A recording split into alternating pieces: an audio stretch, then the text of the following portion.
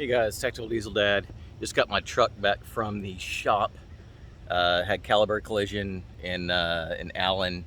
Dropped it off there. They took good care of me. A few little things I got to take it back for, but we'll get into the repairs real quick. So you can see. Let me turn this. You can see this is all brand new Linex spray.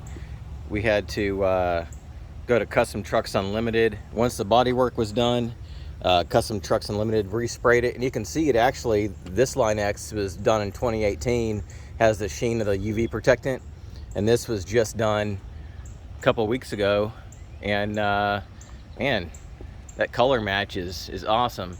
One issue, they forgot to spray the running board, so I'm gonna have to take that back to Caliber, just have them take that running board off, and I'm not going to drop my truck off for a couple of days while that's done. I'm just going to have them take the running board off and redo it. I do it myself, but Geico is the other person's insurance, and they want me to drop it off to Caliber.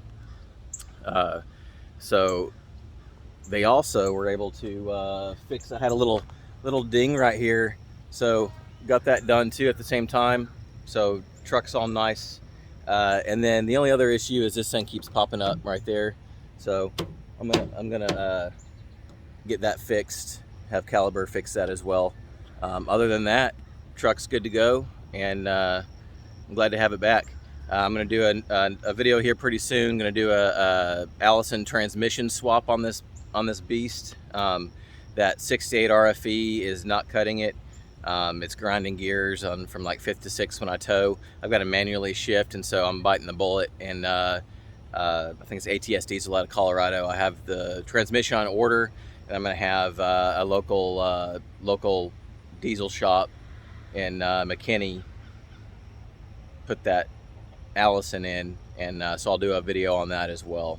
Thanks for watching, guys.